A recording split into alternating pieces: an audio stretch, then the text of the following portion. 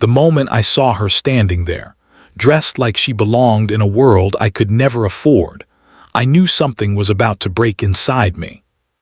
She stood in the late afternoon light, wearing a simple yet stunning red dress that moved gently with the breeze, her hair tied up in a way that made her look softer than she ever did in the office. She wasn't the sharp, intimidating boss everyone feared.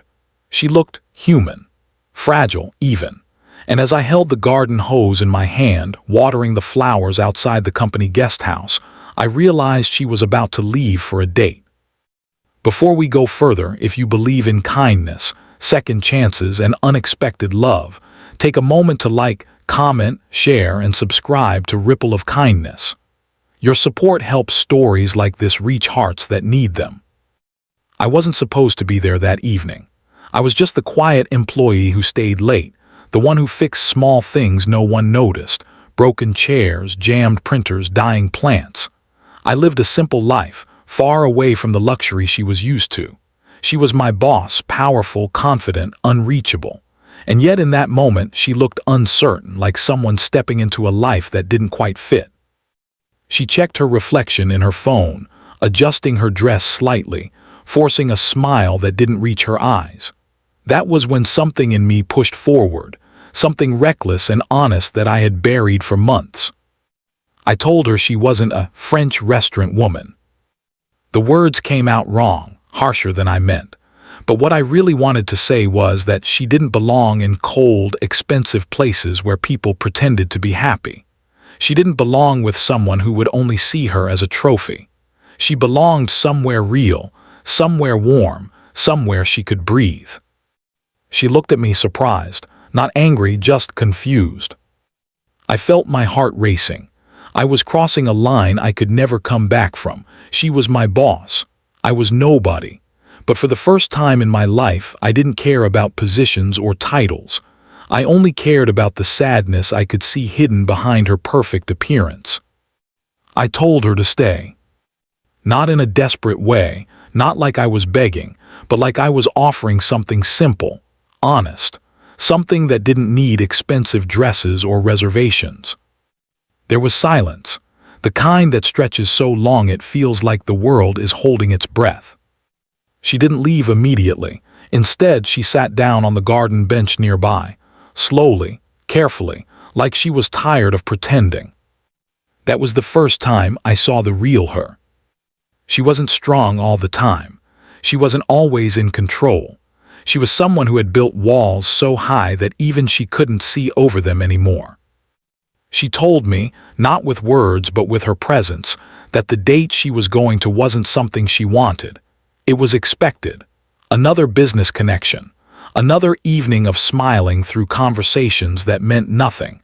Another night of going home feeling emptier than before. The challenge wasn't just mine anymore. It was hers too. She had everything people dream of: money, respect, success. But she didn't have peace. And I had almost nothing, yet somehow I had something she was missing. Time. Care. Honesty. We stayed there, talking without really talking. I kept watering the flowers, and she watched the water droplets sparkle in the sunlight, occasionally letting them fall on her hand like a child discovering something new. That small moment changed everything.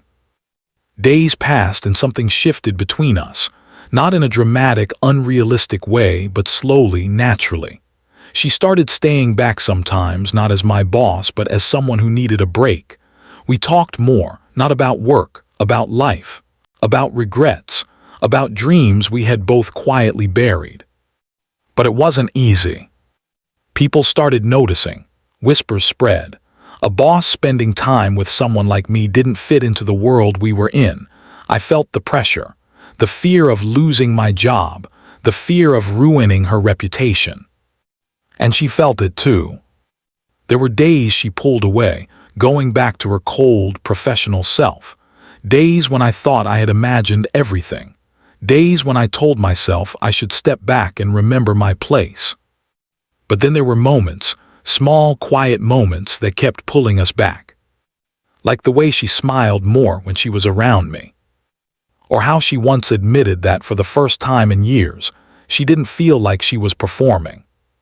The biggest challenge came when she had to make a choice. Stay in the life she had built, the one that looked perfect from the outside, or step into something uncertain, something real, something that didn't guarantee success but promised truth. It wasn't a quick decision. It took time, doubt, fear. But one evening, just like that first day, she walked into the garden again. No fancy dress this time, just something simple, comfortable. And this time she didn't look lost. She looked free. She didn't need to say anything. I understood.